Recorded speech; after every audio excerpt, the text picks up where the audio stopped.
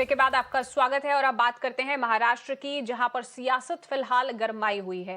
रोज कुछ नई चीजें सामने आ रही हैं, जिसमें से अभी आपको बता दें कि अब जो सबसे बड़ा मुद्दा है वो कैबिनेट विस्तार का है। शिंदे फडणवीस सरकार में एनसीपी की नाटकीय एंट्री के कुछ दिनों बाद ही राज्य सरकार पोर्टफोलियो आवंटन पर विचार विमर्श करने लगी है।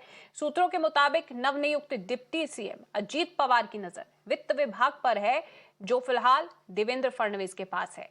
शिंदे फडणवीस पोर्टफोलियो देने के इच्छुक नहीं दिख रहे हैं और अजीत पवार ने सभी विभागों में फेरबदल का प्रस्ताव भी रखा था और कहा था कि उनके खेमे को कम से कम 2 महत्वपूर्ण मंत्रालय जरूर मिलने चाहिए, लेकिन शिंदे ने इन अनुरोधों को अस्वीकार कर दिया था।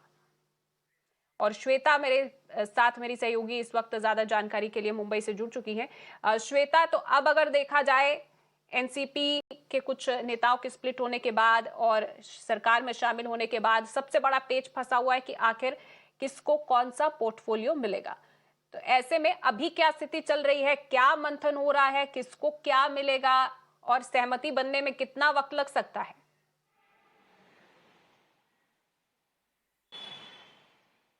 जी बिल्कुल इंद्रजीत, सही कहा आपने। सबसे पहले तो ये जानना जरूरी होगा कि इस वक्त सियासी गलियारों में किस प्रकार की हलचल है।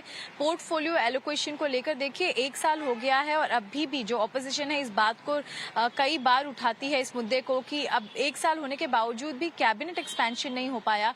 मंत्रियों की नियुक्ति भी हो गई है, लेकिन वो कौन सा पोर्टफोलियो संभाल रहे हैं, क्या डिपार्टमेंट देख रहे हैं, जो 9 अभी हाल ही में जो मंत्री ज्वाइन किए हैं, इस पर भी एक बड़ा सवाल है।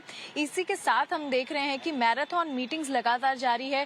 3 दिनों से वर्षा बंगले की बात करें, नंदनवन बंगले पे बात करें, एकनाथ शिंदे, देवेंद्र फडणवीस और अजीत पवार की यह जो इम्पोर्टेंट मीटिंग है ये लगातार जारी है और हमारे जो सूत्र हैं उनसे हमें यह जानकारी प्राप्त हो रही है इंद्रजीत की देखिए यहाँ पर पोर्टफोलियो एलोकेशन सबसे बड़ा पेच यहाँ फंसा हुआ है।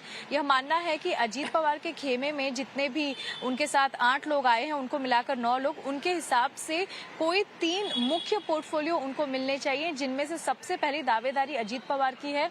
उनके अनुसार यह सूत्र हमें बता रहे हैं कि उन्हें फाइनेंस, रेवेन्यू या एनर्जी, ये 3 डिपार्टमेंट में से कुछ सौंपा जाए। और अगर हम मौजूदा स्थिति की बात करें तो देखिए फाइनेंस डिपार्टमेंट है देवेंद्र फडणवीस के पास, वहीं अगर रेवेन्यू डिपार्टमेंट की बात की जाए तो रेवेन्यू डिपार्टमेंट राधाकृष्ण विखे पाटिल के पास है।